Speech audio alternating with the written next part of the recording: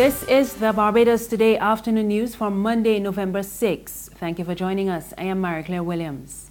Our top story this afternoon: just under a month ago, waste hauler Anderson Cherry assured disgruntled St. George residents that his controversial dump at Lower Estate would be closed permanently within 6 months. But this morning, Cherry said it would be another 6 months before that happens. During a tour of the project recycle facility today, Cherry said that the green waste, coconut shells and metals must first be extracted and then taken to his proposed shredding plant at Vaucluse, St. Thomas. He still needs to obtain permission from Town and Country Planning for that venture.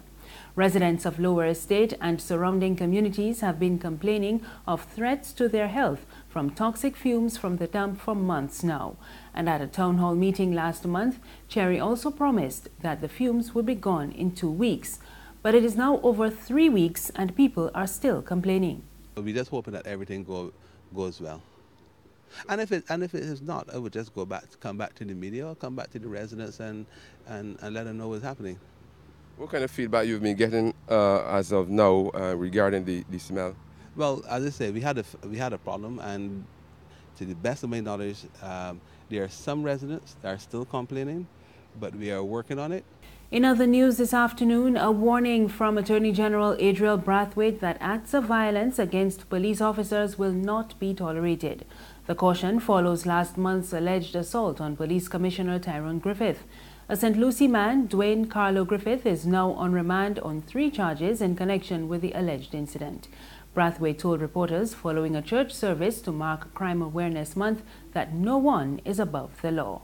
Regardless of whether or not it's a commissioner or whoever, that we must send a message to the public at large that policemen and policewomen, that when they come to work, that they should get back home as safely as possible. So we should do all within our power to ensure that happens. So that anyone who believes that they're above the law, we need to send a message to him or her that in fact that they're not. No one in this country is above the law. Meanwhile, Brathwaite says his office will be taking steps to address the backlog of cases in the law courts. We all know that the number of cases that we have in the criminal justice system presently, that the present number of judges, they just cannot get it done. So we need to have some additional resources in that regard. Even with continuous assizes, the numbers tell you that the present number of judges, with the best will in the world, unless they're able to work 24 hours a day, that in fact that we need some additional resources in that regard. And then the final box that I think that we're going to have to take is that we're going to have to find some way to take the most serious criminal matters and have a magistrate initially focus on those more serious matters. I have been so persuaded by some of my colleagues that in fact that we should have a court that deals with the more serious matters, and it is my intention to take that box as soon as possible. Disaster management officials are taking their message of preparedness to schools around the island as they continue to prepare for a major event. Today, the focus was on tsunamis to mark the observance of World Tsunami Day. And this morning, representatives from the Department of Emergency Management hosted a walk from Graydon Sealy School to the Restoration Ministries in Britons Hill to highlight the importance of preparedness. DEM Program Officer Danielle Skeet says it is important to start with the young students. The more you practice, the better you become. So with us today also, we have representatives from the Ministry of Education who has come to observe. We have volunteers from the Roving Response Team and the St. John Ambulance, as well as the Barbados Citizens Band Radio Association, who have come to assist the children on route. There's regional and international news after this short break. Join us from November 16th to 19th, 2017 for the Barbados Food and Rum Festival, where acclaimed Barbadian chefs and mixologists are joined by Chef Jean-Georges of the US, Chef Tom Akins of the UK, Chef Chris De La Rosa of Canada to create dining experiences to delight the senses. Visit ticketpal.com and all TicketPal locations to get your tickets, and visit foodandrum.com for more information.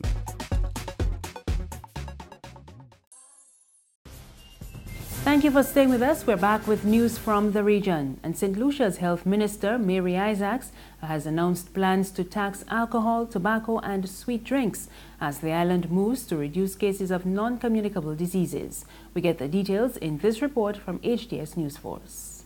The initiative comes on the heels of Isaacs' recent meeting with the World Health Organization's Global Conference on Non-Communicable Diseases, NCDs, in Uruguay from October 18th to the 20th. Isaac wants to tax citizens who engage in unhealthy practices in order to foot the healthcare bill. You want to cause other people to inhale your secondhand smoke? We are going to tax you. So while you smoke, we are going to collect monies to pay that healthcare bill. We are also going to be looking at sweet drinks. I know at one time our soft drinks were very sweet, had a very high sugar content, and the local manufacturers moved to address that. So I am putting everyone on alert that we are going to be looking at sweetened drinks as well as processed foods. And anything else that anybody in St. Lucia can draw to our attention that we should be looking at imposing some fine on, so that we can extract finance to finance our healthcare in St. Lucia. Isaac noted that NCDs remain the region's #1 killers. Thus, she says that citizens must cut back on consuming unhealthy foods, and reducing their sugar intake is one way.